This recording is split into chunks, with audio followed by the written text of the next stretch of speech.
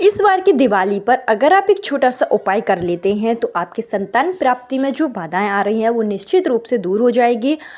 जो भी निसंतान दंपत्ति हैं जिनकी शादी को काफ़ी समय हो गया है, शादी को 5 साल 10 साल या उससे भी अधिक हो गए हैं और अभी तक अगर आपको संतान का सुख प्राप्त नहीं हुआ है तो ऐसे में आप दिवाली के शुभ दिन पर यह उपाय जरूर करें। जो आपको उपाय करना है वो रात्रि में करना है, क्योंकि दिवाली का जो महापर्व है वो कार्तिक मास की अमावस्या के दिन मनाया जाता है और अमावस्या की जो रात्रि होती है वो बहुत ही शक्तिशाली रात्रि मानी जाती है। इस दिन हम श्री गणेश माता लक्ष्मी की पूजा करते हैं और अपनी मनोकामना पूर्ति के लिए प्रार्थना करते हैं।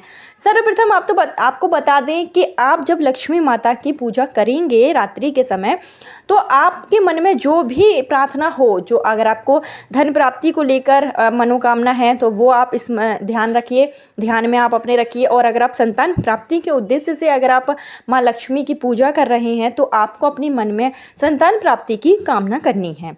बहुत से ऐसे घर होते हैं जहाँ पर लगातार लड़कियां ही लड़कियां जन्म लेती हैं, पुत्र की प्राप्ति नहीं हो पाती है। तो ऐसे में अगर जो दंपत्ति हैं चाहते हैं कि उनको पुत्र की प्राप्ति हो तो ऐसे में भी आप यह उपाय को कर सकते हैं। माँ लक्ष्मी आपकी मनोकामना बहुत जल्दी पूरी करेगी, क्योंकि दिवाली का जो दिन होता है उस दिन माँ लक्ष्मी के लिए किया गया उपाय खाली नहीं जाता है। आपकी जो भी मनोकामना होती है, चाहे संतान प्राप्ति को लेकर हो, धन संपदा को लेकर हो, सुख समृद्धि को लेकर हो, वो निश्चित रूप से पूरी होती है। तो अगर आप भी संतान प्राप्ति को लेकर काफ़ी परेशान हो गए हैं, जो महिलाएं हैं जिनका गर्भ नहीं ठहरता है, मिसकैरेज बार बार हो जाता है, वंश की वृद्धि नहीं हो पा रही है, आपको लगता है कि आपका कोख बंधन किसी ने कर रखा है, घर में नकारात्मक ऊर्जा है, तो आप इस उपाय को अमावस्या की रात्रि यानी कि 31 अक्टूबर की रात्रि के दिन आप जरूर करें। दिवाली का जो पावन पर्व है वो इस बार 31 अक्टूबर गुरुवार के दिन है। बहुत से लोगों में मतभेद है कि दिवाली जो है 31 को है कि 1 नवंबर को है। तो आपको बता दें कि इस बार जो अमावस्या तिथि की शुरुआत है वो 31 अक्टूबर को दोपहर 3:30 बजे से होगी और इसका जो समापन है वो 1 नवंबर को इसका जो समापन है वो 4:40 पर होगा। ऐसे में हम सभी जानते हैं और हमारे शास्त्रों के अनुसार भी माँ लक्ष्मी की जो पूजा की जाती है दिवाली पर वो रात्रि के समय की जाती है। तो इस बार इसलिए जो आप अमावस्या की तिथि मानेंगे वो आप 31 अक्टूबर के दिन ही मानेंगे। जो आपको उपाय करना है वो आप 31 अक्टूबर के दिन ही करेंगे, क्योंकि 1 नवंबर को शाम के समय होने से पहले ही जो अमावस्या तिथि है वो समाप्त हो जाएगी। तो 31 अक्टूबर को ही दिवाली का महापर्व मनाया जाएगा। जो आपको उपाय करने हैं, आपको जो पूजा पाठ करनी है वो आप 31 अक्टूबर के दिन ही करेंगे। इसके साथ ही आपको बता दें कि इस बार की जो दिवाली है वो बहुत ही शुभ होने वाली है। इस दिवाली पर जो शनि है वो अपनी स्वयं की राशि में है, जिससे कि अन्य राशियों पर भी काफ़ी अच्छा असर पड़ रहा है। बहुत ही अच्छा शुभ योग है। कई ऐसे शुभ योग पड़ रहे हैं कि अगर आप इस उपाय को कर लेंगे तो आपकी मनोकामना बहुत जल्दी पूरी हो जाएगी। आपको बता दें कि किस तरीके से आप उपाय करेंगे और क्या चीज़ों की आपको इसमें ज़रूरत पड़ेगी, तो संपूर्ण जानकारी आपको इस वीडियो में आगे दी जाएगी। वीडियो को लास्ट तक जरूर देखिए और अगर आप मेरे चैनल पर पहली बार आए हैं तो चैनल को सब्सक्राइब जरूर कीजिए।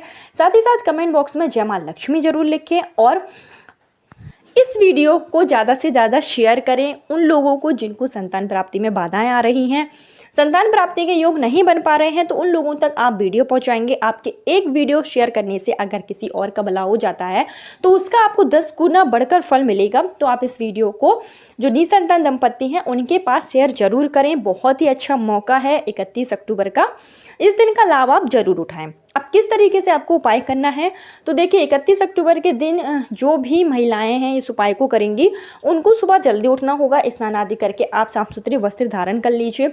जिस तरीके से आप डेली रूटीन करते हैं और अपने पूजा स्थल में आप पूजा पाठ करती हैं तो वो तो आपको करना ही है। जो आपको उपाय करना है वो आपको करना है जब आप गणेश जी और लक्ष्मी माता का आप पूजन करेंगे रात्रि के समय। जो दिवाली की आप पूजा करते हैं उसी दौरान आपको इस सरल से उपाय को कर लेना है। इस उपाय के लिए आपको ज़रूरत पड़ेगी एक बट वृक्ष के पत्ते की। जो बरगद का पेड़ होता है उसका आपको एक पत्ता ले लेना है, पत्ता कटा पिटा ना हो, इस बात का ध्यान रखिएगा। उस पत्ते को सबसे पहले आप गंगा जल का छिड़काव करके उसको आप थोड़ा साफ कर लीजिए और उसके बाद में आपको रोरी कुमकुम की सहायता से अपनी अनामिका उंगली से इस बट वृक्ष के पत्ते पर आपको एक स्वास्तिक बनाना है। जब आप स्वास्तिक बनाएंगे तो अपने मन में संतान प्राप्ति की कामना करेंगे। पुत्र प्राप्ति के लिए अगर आप उपाय कर रहे हैं तो आप पुत्र प्राप्ति के लिए कामना करेंगे और एक स्वास्तिक बना लेंगे। उसके बाद आपको इस स्वास्तिक पर थोड़ा सा अक्षत यानी जो चावल होते हैं साबुत चावल वो आपको थोड़े से डाल देना है और इसके साथ ही आपको लेना है 1 रुपये का सिक्का, एक गोमती चक्र और एक पीली कौड़ी। अगर आपको पीली कौड़ी नहीं मिलती है तो आप जो सफ़ेद कौड़ी आती है उसको ले लीजिए, उसको आप हल्दी में थोड़ा सा भिगोकर पीली कौड़ी बना सकते हैं। तो इन सब चीज़ों को भी आपको उसी बरगद के पत्ते पर रख देना है और बरगद के पत्ते पर एक बिंदी आपको लगा देनी है और यह बरगद का पत्ता आपको सामग्री समेत जो आपने इसके ऊपर रखी है पूजन के दौरान माँ लक्ष्मी के चरणों में रख देना है और माँ लक्ष्मी से आपको प्रार्थना करनी है, संतान लक्ष्मी से आपको प्रार्थना करनी है पुत्र प्राप्ति के लिए, वंश वृद्धि के लिए। और आपको लक्ष्मी जी के किसी भी मंत्र का आपको जाप करना है, जो भी मंत्र आपको आता हो जो सरल लगे उस मंत्र का आप जाप कर लीजिए। पूरे श्रद्धा भाव से आप माँ लक्ष्मी से प्रार्थना करेंगे, गणेश भगवान से आपको प्रार्थना करनी है पुत्र प्राप्ति के लिए। इसके साथ ही जब आप ये जो बरगद का पत्ता है वो आप रखेंगे तो आपकी अगर पुत्र प्राप्ति की कामना है, अगर आप पुत्र प्राप्ति के लिए उपाय कर रहे हैं तो आपको एक जायफल ले लेना है और इसी पत्ते के ऊपर आपको जायफल भी रखकर चढ़ाना है। और अगर आप केवल संतान प्राप्ति चाहते हैं, आपको पुत्र या पुत्री से कोई मतलब नहीं है, आप संतान प्राप्ति के लिए उपाय कर रहे हैं, तो एक सुपारी जो कि पूजा वाली सुपारी आती है वो लेकर आपको उसी पान के जो आपने बरगद का पत्ता लिया है उसी पत्ते के ऊपर आपको रख देना है।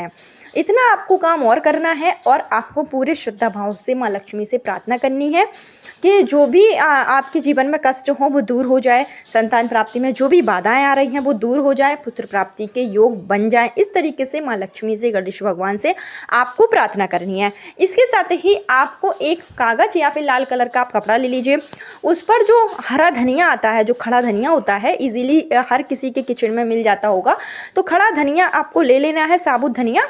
उसको आपको उसी लाल कलर के कपड़े पर रखकर माँ लक्ष्मी की पूजा में आपको चढ़ाना है। खड़ा धनिया माँ लक्ष्मी को बेहद ही पसंद होता है और खड़ा धनिया हम अगर माँ लक्ष्मी को चढ़ाते हैं तो हमारी जो मनोकामना होती है वो बहुत जल्दी पूरी हो जाती है। तो दिवाली की पूजा में आप खड़ा धनिया लाल कलर के कपड़े में ज़रूर चढ़ाएं। इसके बाद ही आप माँ लक्ष्मी की विधि विधान से पूजा अर्चना करें। जब आपकी पूजा हो जाए उसके बाद में आपने जो खड़ा धनिया आपने कपड़े पर रखा है वो आपको खड़ा धनिया उठा लेना है। अगर आप धन प्राप्ति के लिए आपने उपाय किया है तो यह खड़ा धनिया आप अपने जहाँ धन रखते हैं तिजोरी में रख दीजिए। और वंश की वृद्धि के लिए आपने उपाय किया है तो इस धनिया को आपको अपनी गमले में जो भी गमला आपके यहाँ खाली हो उस गमले में डाल दीजिए, जिससे कि यह धनिया जितना बढ़ेगा उतनी ही आपकी मनोकामना जल्दी से जल्दी पूरी होगी, आपके घर में वंश की वृद्धि होगी। और जो बरगद के पत्ते पर आपने चीज़ें चढ़ाई हैं माँ लक्ष्मी को, उसको भी आपको लाल कलर के कपड़े में बांध कर अपने घर में ऐसी जगह रख देना है जिससे कि यह जब तक अच्छे तरीके से रखी रहे, जब तक कि आपकी मनोकामना पूरी ना हो जाए। इसको आप अपने पूजा स्थल में भी रख सकते हैं। जब आपकी मनोकामना पूरी हो जाए, आपको संतान की प्राप्ति हो जाए, उसके बाद आप इसको बहते हुए जल में प्रवाहित कर दीजिए, नहीं तो आप इसको किसी भी वृक्ष के नीचे जाकर रख सकते हैं। तो यह सरल सा उपाय आप अमावस्या की रात्रि में यानी कि दिवाली के दिन जरूर करें। इसके साथ ही आपको एक बट वृक्ष का पत्ता लेना है और उस पर थोड़ा सा शहद लगाकर आपको शिवलिंग को चढ़ाना है। शिवलिंग पर आपको यह पत्ता ऐसा चढ़ाना है कि जो आपने जिस साइड शहद लगाया है वो पत्ता शिवलिंग के साइड होना चाहिए। इस तरीके से अगर आप यह पत्ता शिवलिंग पर चढ़ाते हैं पुत्र प्राप्ति की कामना के साथ में, तो उससे भी आपकी कुंडली में जो दोष होते हैं वो दूर हो जाते हैं और भोलेनाथ आपकी मनोकामना बहुत जल्दी पूरी कर देते हैं। ये सब छोटे छोटे उपाय हैं, लेकिन अगर आप इसको पूरे विश्वास के साथ करते हैं, पूरे नियम के साथ करते हैं, तो निश्चित रूप से आपकी मनोकामना पूरी होती है। आपके जो संतान प्राप्ति में बाधाएं आ रही होती हैं वो दूर हो जाती है और आपके वंश की वृद्धि होती है। इसके साथ ही आप एक छोटा सा उपाय और कर सकते हैं जो कि आप 31 अक्टूबर के दिन सुबह के समय भी कर सकते हैं। इसके लिए आपको चांदी की एक छोटी सी बांसुरी लेना है और यह बांसुरी आपको राधा कृष्ण के मंदिर में जाकर आपको राधा कृष्ण जी को यह बांसुरी चढ़ानी हैं। और संतान गोपाल मंत्र का आपको मंदिर में ही जाप करना है।